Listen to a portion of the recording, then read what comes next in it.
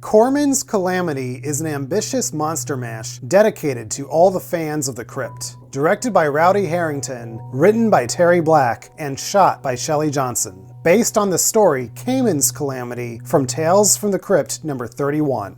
Hold on to your craniums, because this story is taking us for a ride through the world of Tales from the Crypt publisher EC Comics. Now how's this for an embarrassing day at the office? EC Comics artist Jack Korman can't get his work done, stumped by a creature design and harassed by his wife Mildred, his angered wife, who even frightens his bosses Bob Grimes and Art Goldstein. Get it? Mildred baselessly accuses Jack of cheating on her while also being overdramatic about him failing to impregnate her, despite him taking experimental, non-FDA approved fertility meds. You know, these are experimental.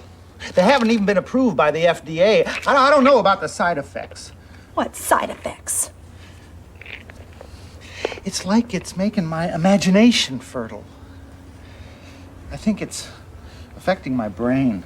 Good, maybe you'll do a decent day's work for a change. Mildred makes Jack take his daily pill and then says something that no verbally abusive spouse should ever utter on Tales from the Crypt. Till death do us part. This whole ordeal sends Jack's penciling into overdrive. Later, Jack finishes up at the laundromat. He smiles at a cute girl and continues on his way. This currently unnamed woman is all alone when the power goes out. Unlucky for her, a mugger has entered the building. Unlucky for him, she's a cop who knows how to throw down. Oh, and also a monster comes out of the washer and bites his head off. This is just a bad day for everyone. She returns with the police force, and her superior does not believe a word she says. Now in uniform, Lorelei Phelps is out on patrol when she passes by a newsstand. The cover of a certain comic book features the exact monster she saw the other night. Mr. Korman is working late, and you can see our pal the Crypt Keeper in the background. Jack is oblivious to his latest creation coming to life behind him. But good thing he thinks it sucks and tears up the page. Officer Lorelei breaks into Korman's car to talk to him about the recent monster sightings. The police sketches are suspiciously similar to his comic books. Her theory is that Jack's drawings are coming to life. They go up to his office to put her theory to the test. She looks around as he draws a hideous monster, and he slyly throws the photo of his wife in the trash. Jack finishes the sketch, nothing happens, except for him trying to put the moves on Lorelei. I'm done. And nothing happened, so I guess it didn't work. Maybe. Maybe it happened elsewhere. Maybe it hasn't been spotted yet. Yeah, maybe. I think I've had enough of this. Jim, give it a chance. Anything's possible. Anything? No. The next day, a group of kids are playing Army, and one of them stumbles upon an old fridge bleeding goosebumps slime. It's all fun and games until the monster pops out. That night, working late again, a romanticized Jack gets a call from Lorelei. His wife is not too thrilled by this. I know this nice secluded spot just down the street. Great view, great food, soft music. Yeah, sure. Just come right up. See you in 5. Nice secluded spot, huh? While Mildred gets her gun, Jack's imagination runs wild. He's figured out the side effects of his fertility pills. You were drawing me as a monster?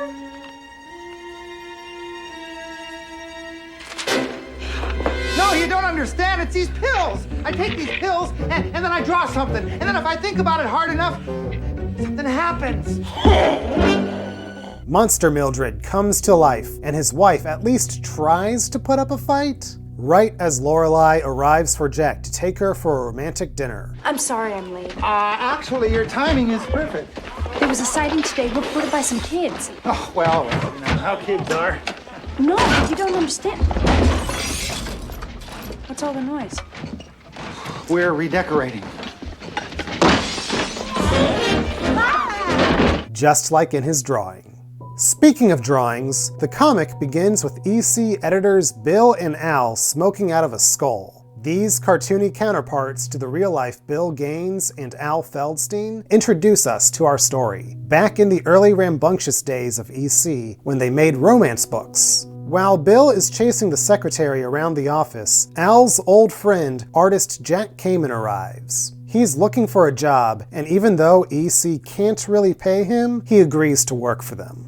The love books are being churned out, but are not selling. EC is going to be ruined. Suddenly, Bill and Al remember the horror books they were forced to publish from last week's story, and sales are through the roof. They break the news to Jack. Well, at least Al does. Bill is still chasing the secretary. Jack is taken off of romance and given his first horror assignment. He has to draw a vampire story. A week later, he turns in his work, but his vampire is too handsome.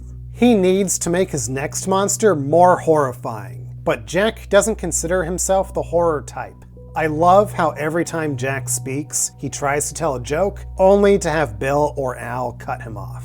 The art keeps coming in, but the pictures are still too sweet. Bill and Al want Jack to be more like their other artists. Just look at these degenerates, all based on real-life EC artists. This finally pushes Jack over the edge. From now on, he's turning his charming little life into something horrible, and it looks like his wife and kids are going to suffer for it. Jack trashes his studio to get in the gruesome mood. He sits down at his drawing board and gets to work on his new werewolf story. The full moon comes out that night. This puts Jack into a murderous mindset. His wife watches him leave the house. Out in the neighborhood, an innocent bystander is attacked by a shadowy figure. Jack returns home to his family. The wife and children watch in horror as their beloved turns into a werewolf before their eyes. They scream, and then Jack wakes up. It was all a dream, of course. That does it for Jack. It's time for him to quit the horror biz. But Bill and Al beg him to stay. They'll do anything, even pay him, and listen to his jokes.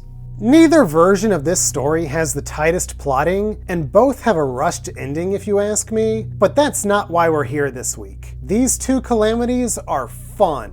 The comic is fast-paced and self-deprecating. The rowdy interplay between Bill and Al makes the story, and is even given a moment in the show. So we'll do a story about a rabid dog, see? But from the dog's point of view, with foam dribbling around the margins. And little fleas jumping off the page.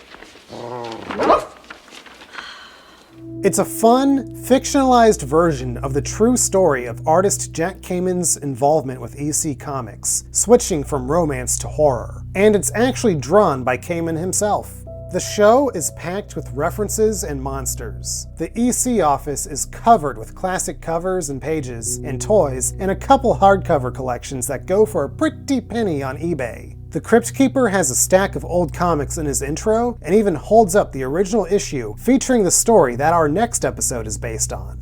The variety of monsters are brought to life by special effects and makeup masters Alec Gillis and Tom Woodruff Jr. These two have worked on everything, from the Alien movies to Tremors, The Monster Squad, Goro from Mortal Kombat, and recently Stephen King's It. These two's credits are endless, and they would go on to work for another Robert Zemeckis production, Death Becomes Her, for which Woodruff won his Oscar. On behalf of my partner Alec Gillis, who cannot be up here because of a coin toss. In fact, it's Woodruff in the suit of the utility monster in this episode. It's not uncommon for Tom to don a rubber monster suit.